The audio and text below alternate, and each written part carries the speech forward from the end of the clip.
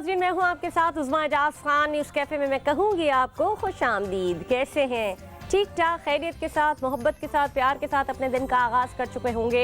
हम भी अल्लाह ताला के बाबरकत नाम के साथ अपने दिन का आगाज़ कर चुके हैं और अपनी मंजिलों के साथ, अपनी मंजिलों, अपने रस्तों को नापते हुए यहाँ तक पहुँचते हैं आपसे अपने मन की बात, अपने दिल की बात और आपके मन की बात करने के लिए, ताकि शायद आपको हमारे प्रोग्राम की कोई एक बात पसंद आ जाए, शायद हम वो बात करें जो आपके घर में हो रही होती है। जनाब, very happy good morning to all of you. आज के दिन के हवाले से, जुमे का दिन है और सुबह से तैयारी लग जाती है, नमाज के हवाले से तैयारी लगती है। बच्चे स्कूल तो चले ही जाते हैं, लेकिन उनको जब उनकी आमद होती है तो उनके लिए पकाने के साथ साथ सबसे पहले ये फिक्र होती है कि हम पहले बच्चों के आने से पहले नमाज से फारिग हो जाएं। लेकिन जुमे के दिन में बच्चे भी थोड़ा जल्दी आते हैं, उनका हाफ डे होता है, घर जल्दी आ जाते हैं, लेकिन भूख उनको बहुत ज़्यादा लग रही होती है। तो उसके आने से पहले पहले कुछ पॉपअप चीज़ें या कुछ मंचिंग की, या फिर अगर खाना जब तक तैयार नहीं हुआ होता है तो फिर कुछ ऐसी चीज़ें जिससे उनकी थोड़ी भूख मिट सके वो बनाई जाती हैं। और नॉर्मली आप लोगों के सबके फ्रीजर में आप लोग कुछ ना कुछ बच्चों के लिए बना के रखते हैं, लेकिन जो मोस्ट फेवरेट होती है, बच्चे फ्रेंच फ्राइज़ बड़े शौक से खाते हैं। घर में भी बनाए जाते हैं, कोई एयर फ्राई में बना रहा होता है, कोई उनको डीप फ्राई कर रहा होता है, कोई उनको कॉर्नफ्लावर में लगा के फ्राई कर रहा होता है। लेकिन बच्चों की बड़ी मरगूब ग़िज़ा होती है, बच्चे शौक से खाते हैं, केचप के साथ, कभी किसी और चीज़ के साथ। लेकिन कभी आपने सोचा कि इनमें कितने प्रिजर्वेटिव्स होते हैं जो हम बाज़ार से लेते हैं, या फ्राइज़ बने बनाए जो लेते हैं, या फिर हम जितने भी केचप्स लेते हैं उनमें कितने प्रिजर्वेटिव्स होते हैं, वो अल्टीमेटली कहीं ना कहीं आपको नुकसान पहुंचा रहे होते हैं। लेकिन इसके साथ साथ ये कि जो बड़ा मील, जो आपका लंच मील होता है, उसके बनाने की तैयारियां चल ही रही होती हैं, दिन के हवाले से हो या रात के हवाले से। जब सारे फैमिली मेम्बर मिलकर खाना खाते हैं तो कोई मन पसंदीदा खाना ज़रूर बन रहा होता है। जो आउट होते हैं लोग, यानी जो घर से बाहर होते हैं, जो कामों पे होते हैं, वो लोग भी कहीं ना कहीं जुमे के दिन बाहर ज़रूर जाते हैं, चाहे निहारी खाने जाएं, चाहे बिरयानी खाने जाएं। तो ये खानों की बात आती है तो मुख्तलिफ चीज़ें आपके जहन में आने लगती है। लेकिन जीनियस वही है, मैं एक बात आपको बताती रहूँ, जीनियस वही इंसान होता है जो इन सारी चीज़ों को पॉजिटिविटी के साथ सोचता है, चाहे उसकी हेल्थ हो, चाहे उसकी मेंटल हेल्थ हो, चाहे उसकी फिजिकल हेल्थ हो। वो हर चीज़ के बारे में सोच के फिर सोचता भी और खाता पीता भी फिर उसी हिसाब से, और अपने आप को उसी तरह से बर्न भी करता है। खा लें कोई बात नहीं है, लेकिन फिर उसके बर्न करने का सामान भी ज़रूर रखें। अगर आप 15 मिनट एक्सरसाइज करते हैं तो उसको डबल कर लीजिए, आधे घंटे एक्सरसाइज कर लीजिए, आपका खाना बर्न हो जाएगा। कुछ बात करेंगे चैंपियंस ट्रॉफी के हवाले से। जनाब, पाकिस्तान में होने वाली है चैंपियंस ट्रॉफी और लास्ट टाइम का जो विनर था वो पाकिस्तान था, और ये चैंपियंस ट्रॉफी 2017 में इंग्लैंड में हुई थी और इंडिया से जीता था पाकिस्तान। चैंपियंस ट्रॉफी जीती थी पाकिस्तान ने, सरफराज अहमद की कैप्टनसी में ये चैंपियंस ट्रॉफी जीती थी और ये भी फिर होने जा रही है। तो हमारी दुआ यही है कि क्रिकेट एक बार फिर से जोरों पर आए, एक स्पिरिट आए हमारे प्लेयर्स के अंदर और आगे बढ़ते चले जाएं, कामयाबियां हासिल करें। उनको ये स्पिरिट देने के लिए उनको वो दोबारा से 2017 का जो चैंपियनशिप और जो चैंपियंस ट्रॉफी थी वो दोबारा दिखाई जाए कि किस तरह से उनके अंदर स्पिरिट आई थी। और डेफिनेटली उनकी मेंटल हेल्थ का ख्याल भी इसी तरह रखा जाता है, जो वो अचीवमेंट्स होती हैं वो उनको दिखाई जाती हैं बार बार, और उससे उनकी जो मेंटल हेल्थ और उनका जो मोराल है वो बूस्ट होने लगता है। तो ये कुछ अच्छी चीज़ें होती हैं जो हमारे मुल्क में हो रही होती हैं, अगर हम स्पोर्ट्स के हवाले से बात करें। लेकिन वैसे तो स्पोर्ट्स की ऐसे बहुत ज़्यादा चीज़ें नहीं होती, लेकिन जब भी कभी होती है तो मेरा दिल कर रहा होता है कि मैं अपने नाज़रीन को बताऊँ, और आप अपने घर में भी अपने बच्चों को स्पोर्ट्स हैबिट्स में डालिए, उनको आउटडोर गेम्स में डालिए। न सिर्फ इसके कि उनको काउच पोटैटो बनाएं या सिर्फ इंडोर गेम्स में, यानी प्ले स्टेशन खेल रहे हैं या और कोई बहुत सारी चीज़ें खेल रहे हैं, उनको घर से बाहर तो टीम्स का हिस्सा बनाएं। टीम्स में जब आप शमूलियत बच्चों की या किसी की भी डालते हैं तो उनमें शेयरिंग का जज्बा पैदा होता है, एक साथ काम करने की स्पिरिट बढ़ती है और जीतने का लगन बढ़ती है। कोई भी इंसान किसी भी कामयाबी में एक फ़र्द वाहिद की तरह खड़ा तो हो सकता है, लेकिन उस काम को चलाने के लिए, उस बिज़नेस को प्रमोट करने के लिए आपको एक टीम की ज़रूरत होती है। और ये आपको टीम स्पिरिट जो है ये आपको स्पोर्ट्स ही सिखाता है कि किस तरह, अगर कोई इंडिविजुअल स्पोर्ट्स होता है तो खैर वो अलग बात होती है। इसी तरह से जब हम माशरे में हम जब निगाह डालते हैं और माशी हवाले से देखते हैं तो हमें बहुत सारी ऐसी चीज़ें नज़र आती हैं जहाँ पर भी टीम स्पिरिट होती है, चाहे वो बुराई के लिहाज से हो, चाहे वो अच्छाई के लिहाज से हो। अच्छाई में तो कोई एक इंडिविजुअल चाह रहा होता है, जैसे कि बिजनेस कम्युनिटी ने अभी मियां शहबाज शरीफ से इस बात की शिकायत की है कि रमज़ान में प्राइसेस को यकीनी बनाया जाए। अब मैं इसका थोड़ा सा बैकग्राउंड आपको बताते चलूँ। आपने देखा होगा कि अभी रमज़ान की आमद हुई नहीं है, लेकिन एक महीने पहले से मरमरिंग आनी शुरू हो गई, चहमगोइयाँ होने लगी कि कीमतों में इजाफा हो रहा है, और वाकई में कीमतों में इजाफा शुरू हो गया। चीनी की कीमत की अगर आप बात कर लें तो चीनी की कीमत अब तकरीबन कोई 150-160 के करीब पहुंच गई है, और अभी ये कुछ दिनों पहले 110 रुपए थी। और मुझे जो हालिया याद है, मैंने 54 रुपीज़ भी लिया, आई थिंक 2 साल हो गए होंगे, लेकिन इतनी तेज़ी से इजाफा, ये बहुत अजीब सी बात है। इंसान तरह से ये चीज़ों को लेकर चलेगा। अगर आप जो लाल वाली कोई बस शुरू हुई है, अगर आप उस बस के हवाले से बात करें, 50 रुपये उसका किराया था, एकदम से बढ़ा के 120 रुपये कर दिए। मुझे बताएं, 120 रुपये किराया, जो बेचारे गरीब तबका है उसका तो सारे पैसे यानी 6-7 हज़ार रुपये तो उसके इन बसों में आने जाने में निकल गए, तो वो क्या करेगा, वो किस तरह से जिएगा। रमज़ान शुरू होते नहीं है, दुनिया भर में हर जगह, मैं उन कंट्रीज़ की बात कर रही हूँ जो मुस्लिम भी नहीं हैं और उनकी हुकूमतें, जो मुस्लिम हुकूमतें भी नहीं हैं, वो मुसलमानों के लिए पैकेजेस लगा देते हैं। ग्रोसरी स्टोर्स पे उनके लिए ख़ास एहतमाम किया जाता है, कीमतों को कम कर दिया जाता है। और हमारे मुल्क में, जो हम एक मुस्लिम कंट्री हैं, एक मुस्लिम मुल्क में रहते हैं, हमारे यहाँ जितनी हमें फैसिलिटीज़ देनी चाहिए उसका कोई पूछने वाला नहीं है। कीमतों को इतना ऊपर कर दिया जाता है कि एक आम आदमी, एक रोज़ेदार, वो कुछ खा नहीं सकता, वो कंज्यूम नहीं कर सकता। और अब तो बिल्कुल ही बेसिक्स पे आ गए। वैसे बेसिकली में अगर बात सोची जाए तो रमज़ान कोई एक ऐसी चीज़ नहीं होती कि जिसमें आप बहुत मोटे मोटे खानों का एहतमाम करें। कोशिश तो यही करनी चाहिए कि आप बेसिक्स पर रहें, लेकिन बहरहाल रमज़ान का एक एहतराम होता है, एक एहतमाम होता है। लोग इफ्तारियाँ बांटते हैं, लोग इफ्तारियाँ खिला रहे होते हैं, तो खुदा के लिए, अल्लाह के वास्ते इसके ऊपर थोड़ा सा नज़रसानी करें और इसके ऊपर तवज्जो दिलाओ। नोटिस तो जारी कर दिया गया, लेकिन आखिर तवज्जो वाकई दिलाई जाएगी क्या? ये जो रेट कंट्रोल लिस्ट है, इसके ऊपर वाकई कंट्रोल किया जाएगा और इसको यकीनी बनाया जाएगा कि कोई भी चीज़ उतनी ज़्यादा प्राइसेस में ना बेची जाए।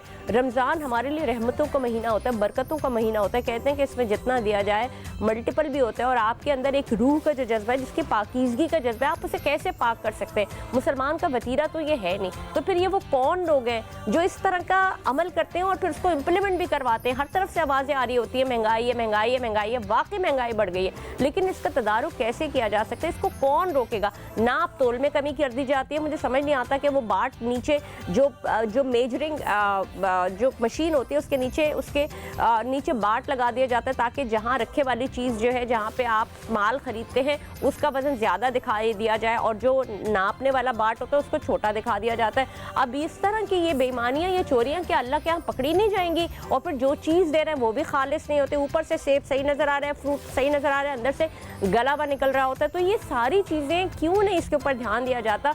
जो एक क्वालिटी का माल होता है उसको कहीं छुपा दिया जाता है और सड़े हुए माल को एक क्वालिटी का बता के बेच दिया जाता है। बचत बाजारों में जाओ तो वहाँ पे एक अजीब और आलम होता है, आपको समझ ही नहीं आ रहा होता कि आप क्या लेने गए हैं, और उनकी कीमतें भी आसमान से बातें कर रही होती है। कहीं पे भी कहीं कोई कीमत मुस्तकम नहीं है। किसी बड़े मार्ट में चले जाए उसकी कीमत अलग होती है, किसी छोटी जगह पे जाए उसकी अलग कीमत होती है। वज़ीर आज़म से मुतालबा किया गया है पाकिस्तान बिजनेस फोरम, जैसे कि मैंने आपको इससे पहले भी बताया था, कि वो इन कीमतों को यकीनी बनाएं और रमज़ान में बढ़ती हुई कीमतों को फौरी तौर पर रोका जाए। इसका नोटिस लिया जाएगा या नहीं लिया जाएगा ये तो खैर बात की बात है, लेकिन इत्तलात और जो कौम को परेशानियाँ होती हैं वो हम किससे शेयर करें? हम किसके पास जाके बोलें कि जी हमें ये परेशानी है, इसका तदारुक किया जाए।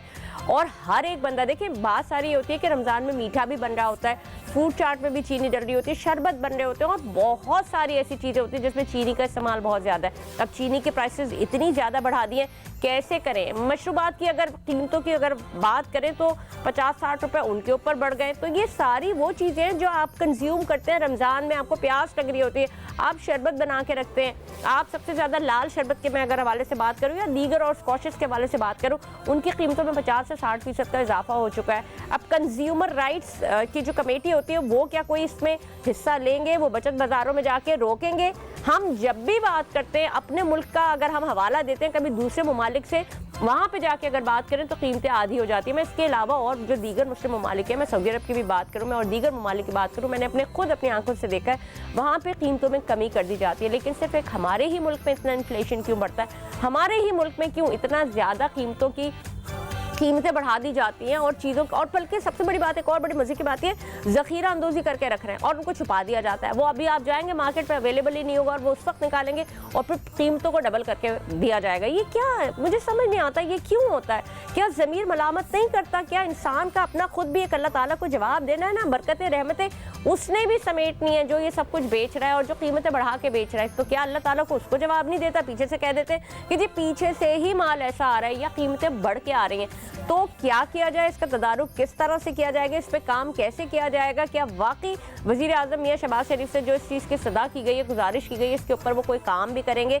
मैं अगर फ्यूल के हवाले से भी बात करूँ, और हम दूसरी कंट्रीज़ में जब हम जाते हैं तो वहाँ पे कुछ स्टेशन ऐसे होते हैं जो फ्यूल स्टेशन होते हैं, पंपिंग स्टेशन होते हैं, वहाँ पे कुछ आपको कहीं पे कुछ कम डॉलर्स में फ्यूल मिल रहा होता है, चाहे वो सेंट्स के, चाहे वो कुछ कॉइन्स के हवाले से हो, कुछ कमी बेशी होती है, बहरहाल $50 हो या कुछ पैसे हो, लेकिन लोग जाते हैं वहाँ पे टैंक फुल कराना होता है तो उसी जगह पे जाते हैं, और जहाँ पे थोड़े कम पैसों में फ्यूल पर लीटर आ रहा होता है वो वहाँ से डलवाते हैं, वहाँ से कंज्यूम करते हैं। इसी तरह से और बहुत सारी जगहों पे मैंने बहुत सारी जगहों पे देखा है, जब रमज़ान आते हैं तो उनका एहतराम किया जाता है, जो आपके आस पास के जो लोग होते हैं वो आपस में एक दूसरे का एहतराम करते हैं, उनको थोड़ा सा रिलैक्सेशन दिया जाता है, उनके काम में भी रिलैक्सेशन दिया जाता है। तो क्या हमारे यहाँ ये रिलैक्सेशन क्यों नहीं दिया जाता, मुझे समझ में नहीं आता। अगर आपका मजदूर है, हम अगर पाकिस्तान के हवाले से बात करें, जब काम करने की बात आती है तो वो ये कहते हैं कि जी सुबह 7 बजे से लेके 1 बजे तक काम करेंगे, होना तो यही चाहिए, लेकिन होता ऐसा नहीं है। नॉर्मली वो देर तक भी काम कर रहे होते हैं, लेकिन जब वाकई काम करने की बात आए तो मजदूर भी भाग जाते हैं। और फिर उससे पहले जब रमज़ान के बाद ईद आने वाली होती है तो फिर भी चीज़ें इतनी प्राइसेस आगे बढ़ जाती हैं, और 10 दिन पहले से काम बिल्कुल ख़त्म होकर लोग अपनी अपनी छुट्टियों पे चले जाते हैं। टेलर्स के हवाले से बात की जाए तो वहाँ पे उन्होंने एक बिल्कुल ये एक नया गोरख धंधा बना रखा है, जो सूट की सिलाई की कीमतें वो इतनी ज़्यादा बढ़ चुकी हैं कि एक आम आदमी वो पहले कच्चा कपड़ा ख़रीदे, फिर वो कच्चे कपड़े को जाके सिलवाए, वो ऑलमोस्ट लगभग अगर एक आम लॉन का सूट भी लो आपको 5-6 हज़ार का पड़ जाता है। तो क्या करे गरीब, कहाँ जाएगा? मेरे ख्याल में फिर उसको तो किसी चीज़ की ज़रूरत नहीं है, आप कोई आस पास उनकी मदद कर दे, कोई चीज़ उनको दे दे, तभी शायद उनकी चीज़ें पूरी हो रही होती है, या फिर वो किसी न किसी तरह अपना तन ढांपने के लिए अपनी ज़रूरतों को पूरा कर रहे होते हैं। That's it. उनके ऊपर इतनी या उनकी इतनी गुंजाइश या सतात नहीं होती कि वो बाहर जाके कोई नई चीज़ या नया कपड़ा खरीद सके। महंगाई का दौर इतना ज़्यादा है, पूछो मत। अब लोग क्या करते हैं कि वो सोचते हैं कि नहीं जी हम क्यों टेलर के पास जाएं, इतनी सिलाई भी दें, फिर उसमें कोई ऑल्ट्रेशन आ जाए तो एक और अजाब, एक और मुसीबत। और फिर ये टेलर्स हजरात के नखरे इतने होते हैं, जब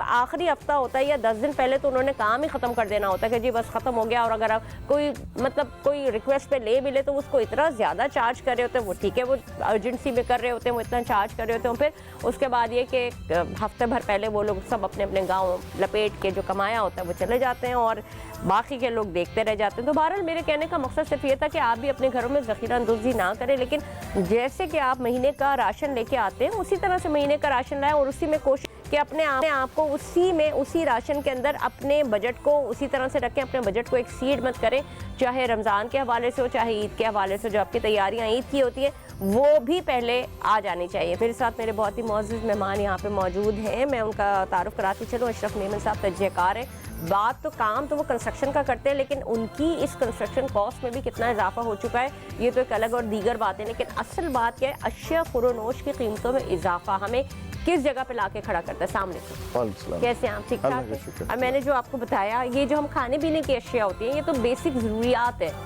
इनमें इजाफा। और ऐसे वक्त में जब हम इबादत, हम रमज़ान, सदका खैरात करते हैं तो ये किस हद तक तकलीफ दे होता है। एक आम आदमी, गरीब आदमी रोज़े सभी रखते हैं, किस तरह से इसको झेलें?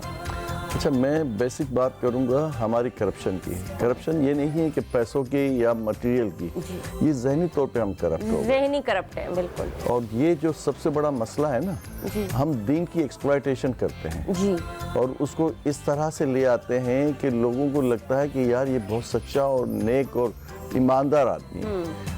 अच्छा, सिर्फ ये पैसों का बढ़ावा नहीं है, हमारी यहाँ गिरावट दूसरी जो है ना कि वो आप असली चीज़ में मिक्स कर देते हैं, मिलावट करके वो चीज़ क्वालिटी कर देते हैं जिसका आपको नफ़ा 1 से 4 टाइम ज़्यादा मिल जाता है। बीमारियाँ, लोगों के साथ ये मसले मसाइल बढ़ा देते हैं। अच्छा, अब सारी चीज़ों का बेसिक जो हमारा मामला है वो ज़हनी तौर पे करप्ट वाली बात है, क्योंकि हमारी माशरती तौर पे जो ट्रेनिंग हो रही है ना, इसमें सिर्फ एक बात प्रायोरिटी पे आ गई है कि हम पैसा कैसे कमाएं। इसमें कोई ये नहीं है कि हलाल का है, आपने पॉजिटिविटी के साथ इसको अर्न किया है। दुनिया में कहीं पे भी चले जाए, एक प्रिंसिपल्स हैं, उस प्रिंसिपल पे कोई अथॉरिटी, कोई आदमी आपको वॉच नहीं कर रहा। आपने अपना एक क्राइटेरिया बनाया हुआ है, उस प्रिंसिपल्स के साथ आप उसको फॉलो अप कर रहे होते हैं। देखिए, हमारी ये गल्फ़ के जो मुल्क हैं, कल तक ये बिल्कुल बद्दू लोग थे और हम इनकी इमदाद करते थे, पाकिस्तान करता था, रिकॉर्ड पे है। आज ये दुनिया के बेहतरीन ममालिक में हम उनको जब जाते हैं तो हमें लगता है कि यार हम तो किसी नई दुनिया में आ गए। बिल्कुल। तो उनकी सबसे बड़ी जो चीज़ है ना, ऑनेस्टी है। ऑनेस्टी, क्या बहुत बात आपकी क्या प्यारी। बात अच्छा, आप देखें अपने ये कितने मामलात हैं। हम एक बड़ा मुल्क है और दुनिया की एटमी ताकत हम बने हुए हैं, लेकिन मॉरली हम बहुत पीछे हैं। आप मिसाल लेते हैं जापान की, कोरिया की या गल्फ की, तो आप देखें ये एटम बम जो उसका हुआ था तो उसके बाद उसने कितनी फास्ट अपने तरक्की की है, और उसका जो मयार है अमेरिका और यूरोप जो है वो उसके थ्रेडिंग में है कि उसका बिजनेस का जो वॉल्यूम है वो कहते हैं कि वो चाइना के बाद दूसरे नंबर पे है। जापान, अच्छा उसके पास समंदर, उसके पास ना दरिया है, ना उसके पास ज़मीन है, ना उसके पास सब्ज़ा है, और इसके बावजूद वो देखें किस तरह से तरक्की कर रहा है। अच्छा, एक बात ये आती है, आपने जैसे कि अभी बताया कि हम उन ममालिक को कर्जे देते थे और उनकी ग्रोथ में उनका साथ दिया, लेकिन उस वक्त हम भी तो नए नए आज़ाद हुए थे ना। जब हम नए नए आज़ाद हुए थे तो हमारे अंदर भी एक जज्बा था, जैसे होता है ना, कहते हैं ना कि एक दिल था जो साफ सुथरा था, उसमें कोई गर्द नहीं थी, ना करप्शन थी, ना चीजें थी, ना कुछ था, बिल्कुल साफ सुथरा था।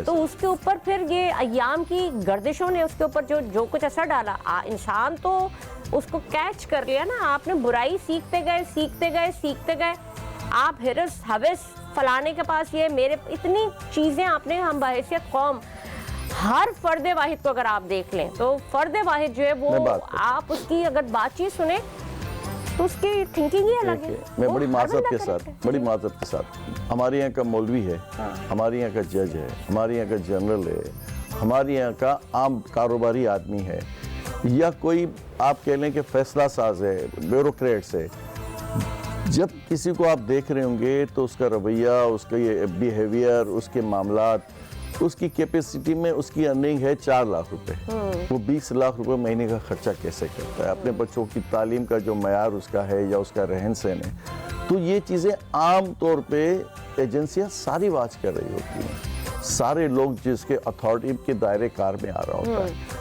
हम सब किसी न किस तरीके से इस निज़ाम का, करप्ट निज़ाम का हिस्सा बन गए। अच्छा, अब बेसिक बात क्या आ रही है, आपने जो बात की ना कि हम भी आज़ाद हुए थे और ये हमारे से पहले आज़ाद थे और बड़े पसमानदा थे। हमारे पास टेक्नोलॉजी, हमारी सोच, हमारी अप्रोच, अब भी यूरोप में जब पाकिस्तानी जाता है ना तो वो जो वहाँ का जो आदमी है, मुकामी आदमी, वो पाकिस्तानी को प्रेफरेंस देता है। बिल्कुल, जो हमारे यहाँ का डॉक्टर, इंजीनियर, उसके अलावा आम आदमी भी क्यों यहाँ से लोग बुलाए जाते हैं, इतने जीनियस हैं। जी हाँ। और इतना कोई पॉलिश्ड उनका माइंड है। जी हाँ। तो वो सारे वो उठा लेते हैं। अच्छा, लेकिन हमारे यहाँ क्यों करप्शन आ जाती है? हाँ। हमारी रहनुमाई सही नहीं है। देखिए, बेसिक बात ये है कि अफ्रीका का एक मुल्क है, वो कहता है कि भाई मैंने प्रिंसिपल्स के साथ 20 साल जेल में गुजारने, और मैं जब आज़ाद होऊंगा तो मैं उन्हीं प्रिंसिपल्स के साथ, मैंने इस मुल्क के साथ मैंने इंसाफ करना है। तो ये जो प्रायोरिटीज़ है हमारे यहाँ कतई नहीं है। हमारे यहाँ प्रिंसिपल सिर्फ एक है कि लोगों को घिराते जाओ और अपनी ताकत बढ़ाते जाओ। अच्छा, मजमूई तौर पे आप ये देख लें, जिस किसी ने करप्शन की है उसका जो आखिरी दौर है या उसकी जो बेचारा मौत से पहले का जो वक्त बड़ा इबरतनाक है। लेकिन ये हम कहते हैं, मैंने काफी सारे लोगों से एक बात सुनी, आपकी बात बिल्कुल 100% बजाय। आम आदमी का तो हो सकता है, आम आदमी यानी जिसके पास जो अथॉरिटी है ना, वो जिस कुर्सी पे अगर अल्लाह ने उसे बिठा ही दिया तो वो कुर्सी के एक एक कील जब तक खा नहीं जाएगा, जब तक वो उस कुर्सी से उतरेगा नहीं, या जब तक उसको उठा के पटख नहीं दिया जाएगा। देखिए, मैं आपको बताता हूँ, एक हमारे दोस्त थे, कमिश्नर साहब थे, वो बड़ा इनका रोब ताप था, रिटायर्ड हुए ना, तो वो 10 दिन बाद उसी दफ्तर में गए हैं जो लोग इनके लिए यूँ सलूट मार के खड़े होते थे।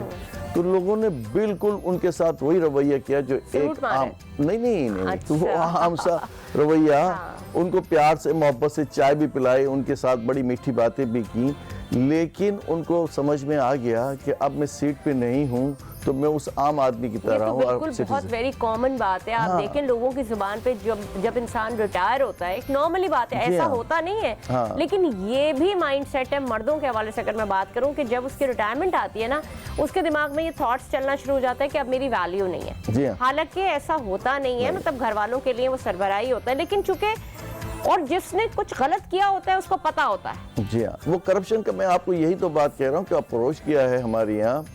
जब कहते हैं ना किसी बात को कि आप अच्छा करोगे तो अच्छा पाओगे, दुनिया में भी और आप इसका आखिरत में भी। हम क्या करते हैं, हम कहते हैं कि ये दुनिया जो है ना इसको कमा लो, बाकी फिक्र नहीं होती।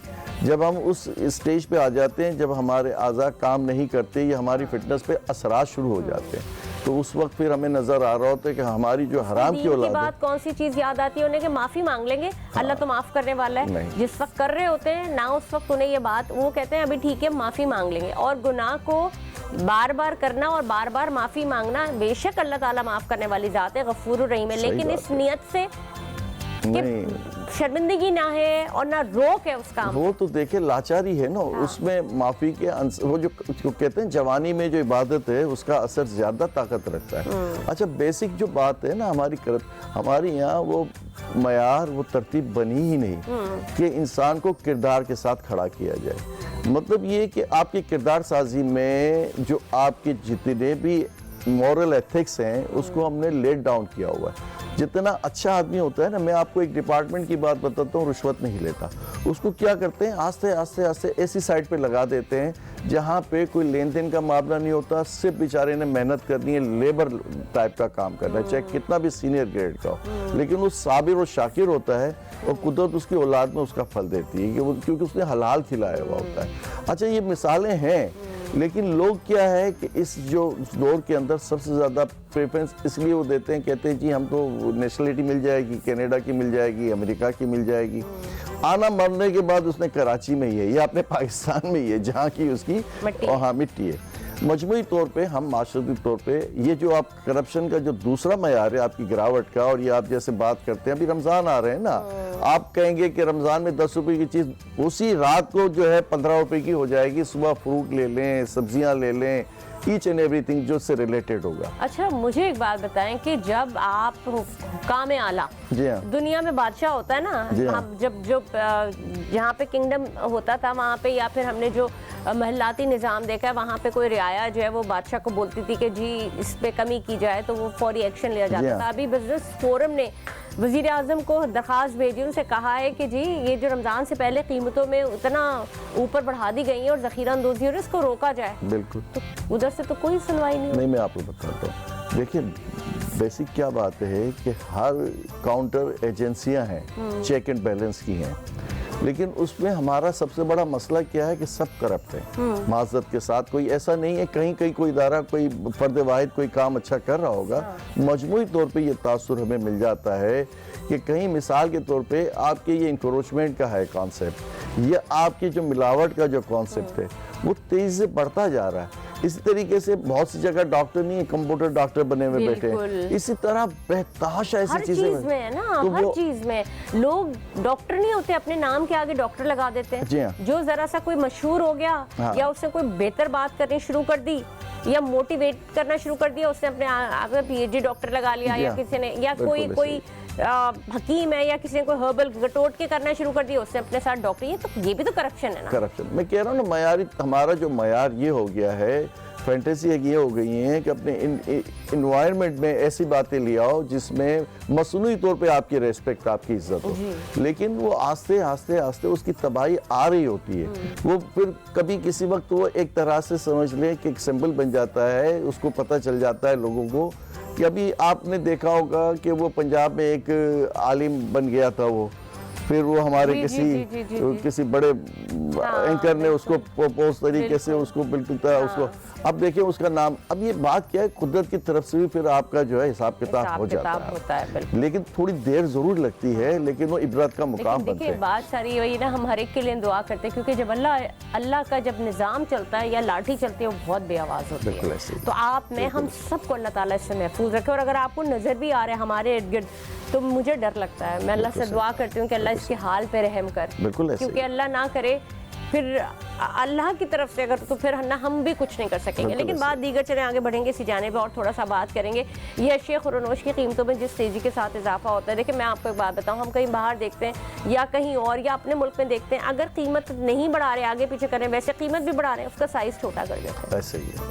बहुत आपने बड़ी सही चीज़ है ये। वो 1000 ग्राम का जो था वो 850 ग्राम हो गया, और रेट भी बढ़ा दिए उसने। रेट भी बढ़ाए और उसको छोटा कर दिया। अगर मैं आज किसी दूसरे मुल्क में जाके, बड़े फेमस बिस्किट्स होते हैं, मैं उनका नाम नहीं लूंगी, उसका टिन आता है, जी वो हाँ। टिन मेरे पैदा होने से तक थे वो एक ही साइज था, वो आज तक वही साइज है। बिल्कुल, आपने बड़ी बहुत अच्छा नोटिस। मतलब मुझे एक बात बताएं, ये क्या कहानी है? ये किस तरह से या छुपा के रखना, फिर उसके बाद जैसे वो गंदम रखी, उसके बाद उस गंदम में कीड़ा लग गया, खराब हो गई, उसके बाद उनको बेच भी दिया।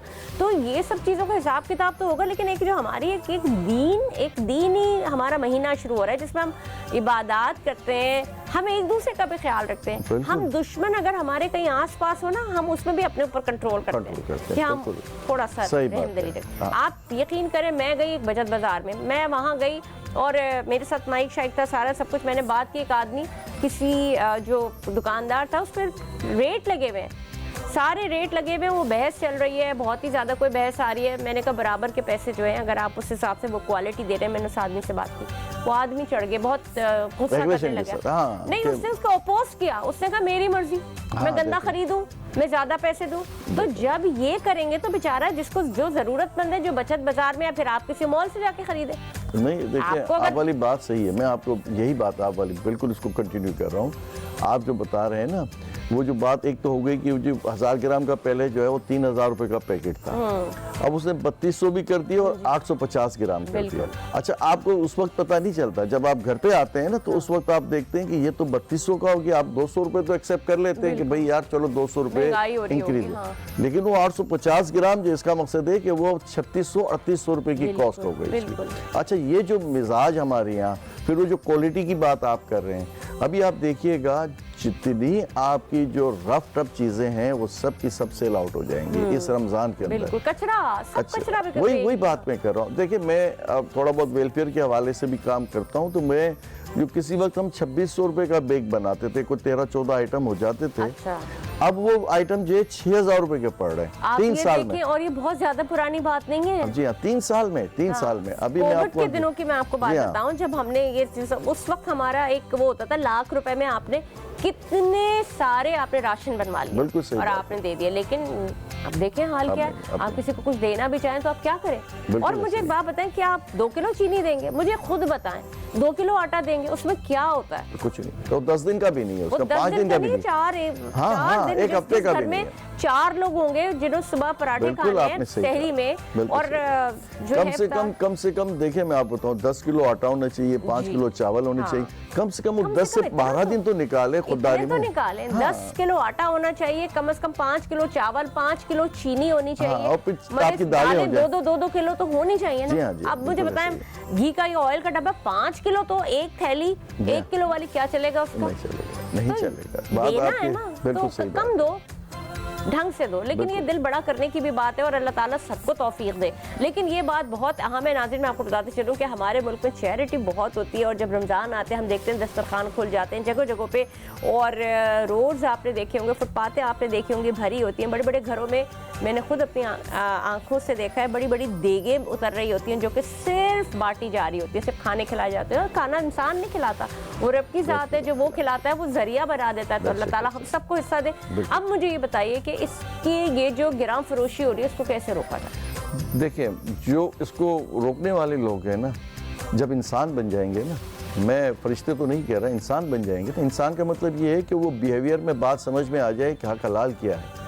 जब ये समझ में आ जाएगा ना, मैं कहता हूँ ये सारी करप्शन की जड़ जो है ना, हमारे यहाँ से शुरू हो रही है, हमारे दिमागों में बैठी हुई है।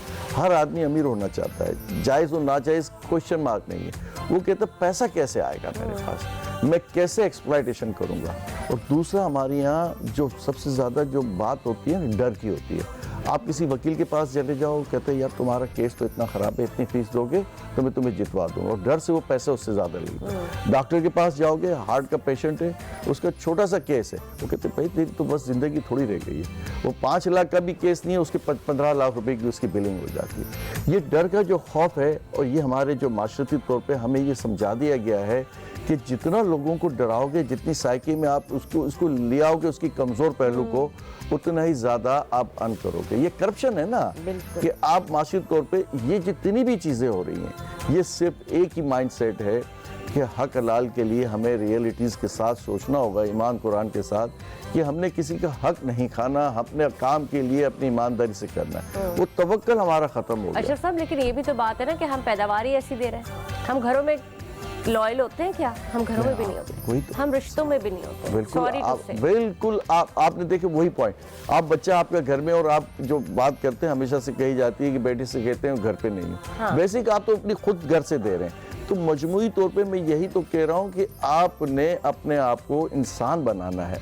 अच्छा इंसान या बुरा इंसान नहीं होता, इंसान बनाना है। और मुसलमान की बात तो फिर अच्छा इंसान होगा तो ऑटोमेटिकली अच्छा तो जब बनेगा जब दीन से उसकी रग़बत बढ़ जाएगी। देखिए जापानीज कोई मुसलमान नहीं है, यूरोप के अंदर लोग मुसलमान नहीं है। जो मुसलमान है उनकी पस्ती ये है कि अपने बिहेवियर में कहते कुछ कौल और फेल में तजाद है, जबकि वो लोग आपको जो बात कहेंगे वो आपको वो मिलेगी चीज़ 100% मिलेगी। अच्छा हमारे क्या बाय फोर्स काम होता है। बाय फोर्स में क्या है कि वो करप्शन वही आ जाती है कि मिसाल के तौर पे आपने कोई काम कर लिया, अच्छा भी कर लिया, अब आपको सताया जाता है। क्यों सताया जाता है? कि आप करप्शन नहीं करना चाहते, क्योंकि उनको अर्निंग करके देनी है जो बिल वास्ता तौर पे उसका हिस्सा है। डिपार्टमेंट्स हैं, इन्वायरमेंट जितनी भी हमारी है यहाँ की, उसमें बहुत सारी चीज़ें आ जाती हैं। ईमानदारी से काम करने वाला आदमी यहाँ से अपने आप को समेट के ले जाता है, यूरोप ले जाता है या उन मुल्कों में ले जाता है जहाँ उसको पता होता है कि फेयर होगी, उसका अपना भी ट्रायल जो है वो फेयर होगा। हाँ, यानी कि उसके पीछे बिला वजह से नहीं लग जाएंगे। यहाँ तो मैंने देखा है शातिर ऐसे होते हैं। मैं आपको एक ईमानदारी की बात बता रही हूँ, मैं किसी का वाकया बताती हूँ आपको कि वो अपनी किसी माली चीज़ों की वजह से उनकी चल रही थी और कोई ठीक ठाक पेमेंट थी जो उनकी आनी थी, जिनसे वो सौदा कर रहे थे, तो उन्होंने वो पेमेंट देनी थी। तो उन्होंने कहा कि आप उनको कैश दे दें, वो पेमेंट कैश दे दें, या क्योंकि उनको अपनी बच्चों की फीसें देनी है, क्योंकि अगर वो बैंक में डालेंगे तो टैक्स लग जाएगा, अमाउंट आती है। फिर उन्होंने उनको कहा कि ठीक है आप डॉलर में पेमेंट कर दें ताकि वो आसानी से। ये दोनों चीज़ें ऐसी होती हैं जो आपके बिजनेस का पार्ट है।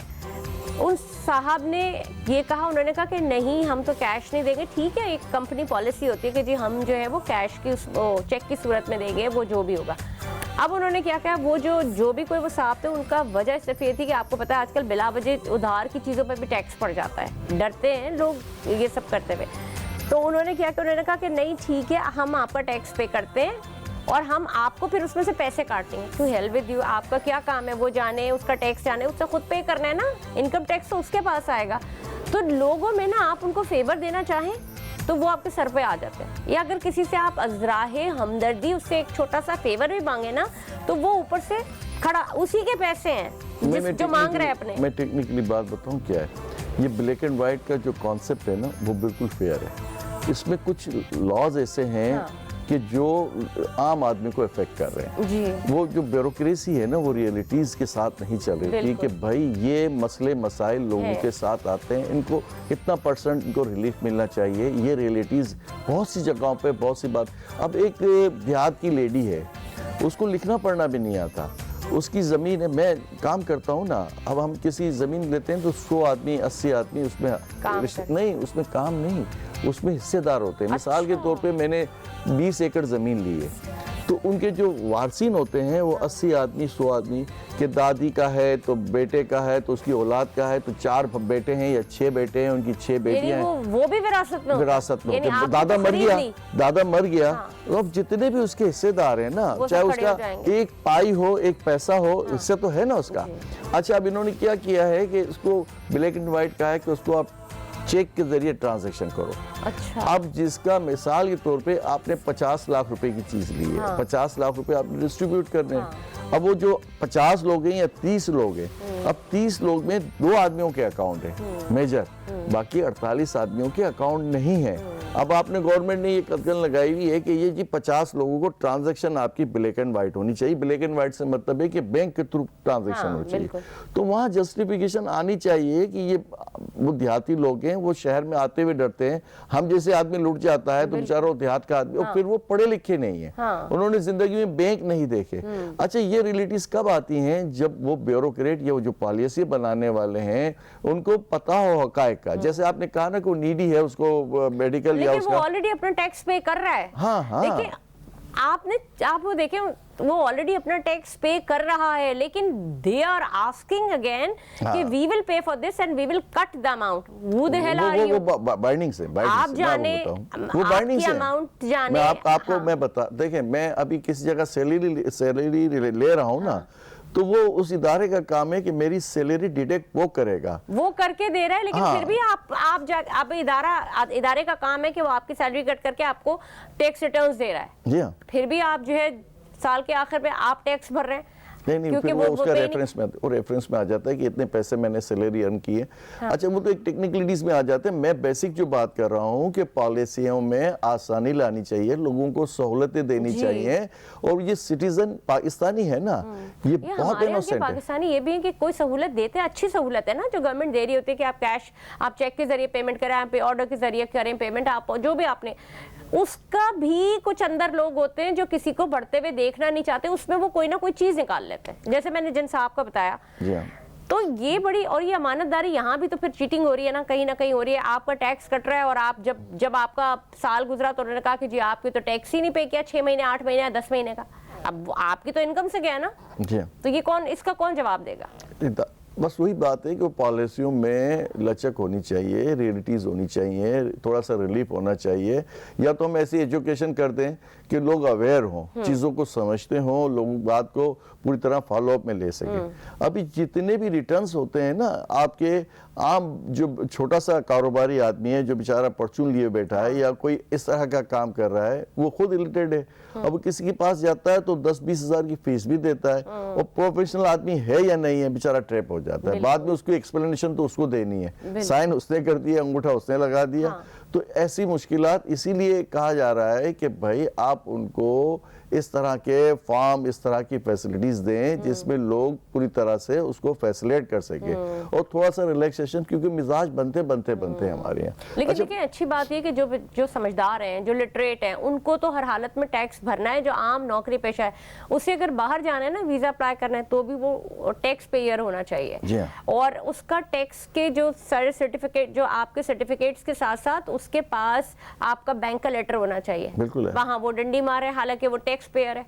नहीं, वो इनकम टैक्स, उसमें क्या होता है कि फॉरेनर जो हम जाते हैं ना कहीं पे भी, तो वो आपकी देखता है कि फाइनेंशियल पोजीशन क्या है। मिसाल के तौर पे आप किसी एक बैंक स्टेटमेंट देख लेते हैं ना वो, हाँ, बैंक स्टेटमेंट देख लेते हैं, आपकी वर्थ, जो आपकी असेस, जितनी आपकी जो चीजें होती हैं, प्रॉपर्टीज हैं या जो भी हैं, उनसे आपकी वर्थ का अंदाजा कर। ऐसा तो नहीं कि वहाँ जाके वो कोई और ऐसे काम कर, रिस्पॉन्सिबल, तो वो बहुत सी चीजें होती हैं। अच्छा, वो तो एक हमारे यहाँ ट्रेंड तो करप्शन के तो देखे ना, अभी वो जो बेचारे यूनान में इतने लोग, 30-35 लाख रुपए वो दे रहा है एक बंदा, और फिर जाके वो, अब वो 30-35 लाख में छोटे से छोटा काम तो ऐसा हो सकता था कि जिसमें, लेकिन लोग अब इस तरह के मामला सोचने लग गए कि पाकिस्तान से ज्यादा हम अर्न करेंगे बाहर निकल के और हमारी सिटीजनशिप आ जाएगी। वो जो मयार हमारा बन गया है ना, वो देखा देखी। लेकिन ये बात कौन समझाएगा, कैसे समझाएगा कि तुम 35 लाख रुपए कर्ज करके यहाँ से जाते हो और मौत खरीदते हो। और आपको एक बात बताऊं, वहाँ क्या वो अच्छी जिंदगी जी रहे हैं? नहीं, कितनी तकलीफ दे जिंदगी। कोई उनसे पूछे जाके, एक रूम में 20-20 आदमी रहते हैं, बकरों की तरह। और जो यहाँ जिनको छोड़ के जाते हैं ना वो पाकिस्तान, जिनको पैसे भेज रहे होते हैं, वो आखिर वक्त तक कहते हैं वहीं रहो, हाँ, आना नहीं, पैसे भेजते हैं। यही करप्शन है ना, ये करप्शन, ये मोहब्बत की करप्शन है, ये रिश्तों की करप्शन है, ये बरकतें चली गई हैं। तो किस तरह से, जब हम हर मामले में हम सिर्फ रुपए के मोहताज हो गए, हमें रिश्तों से कोई गर्ज नहीं, और जब वो कभी लौटता भी है बिलफर्ज, उसको फोर्स ही कहते हैं कि तू वापस जा भाई, तुझे यहाँ क्या रहना, जो इज्जत अफजाई होती है उसके बाद, ये सारी चीजें। लेकिन अब हमारे जैसे मुल्क में आप मुझे बताएं कि हम ये जो हम अशिया खुरनोश की कीमतों में इजाफा है, अब वजीर आजम से इस्तदा भी की गई है, आप मुझे बताएं और कौन सा तरीका है जिसके ऊपर मुझे ऐसा लगता है, मैं समझती हूँ जो चीज़ बढ़ रही है उसका बॉयकॉट कर दो। अच्छा देखिए, अभी कुछ टाइम पहले एक मामला चला था ना, तो लोगों ने बायकॉट किया, तो कुछ ब्रांड का, कुछ कंपनियों का, क्योंकि वो काज था फलस्तीन। अच्छा, वो थोड़े टाइम चला, आप देखें वो मलेशिया, इंडोनेशिया, बड़ा फर्क पड़ा, तुर्की, हम लोगों ने बिल्कुल सिंबॉलिक कुछ शोर लोगों ने उसको किया और उसका काफी अच्छा असर पड़ा था। कुछ चीजें हमें, और हमारी लोकल चीजें ऊपर आ गई थी, लेकिन उन्होंने क्या किया, देखिए बड़ा मसला किया। मैं आपको बताऊं, हम जो करप्शन की बात करते हैं ना, जो हम एक जो बॉटल है आपकी, जो आप जिसको कह सकते हैं कि पेप्सी कह लें या आप दूसरी कोका कोला कह लें, इसके मयार में एक दूसरी रिप्लेसमेंट आई थी, वो आई थी ना, तो उसने उसकी कीमत वही रखी जो उसकी थी। और जब ब्लैकमेलिंग ज्यादा हो गई कि लोग जो है क्योंकि कहते थे कि यार हम पाकिस्तानी पिए, तो वो शॉर्ट कर दिया उसने, उसके रेट बढ़ गए, इंक्रीज हो गए। यही सोच, यही अप्रोच लोगों को वापस ले आई। अच्छा, इसी तरीके से वो पानी है आपका, जो पाकिस्तानी पानी है या वहाँ का जो बाहर का जो स्टैंडर्ड है, वो इस स्टैंडर्ड के हिसाब से हम लोगों ने बहुत सी चीजों पे क्वालिटी ऑफ वर्क हमारा जो है बड़ा रफ टफ हो गया, तो बहुत सी चीजें वापस रिवर्स होके लोग उस तरफ चले गए।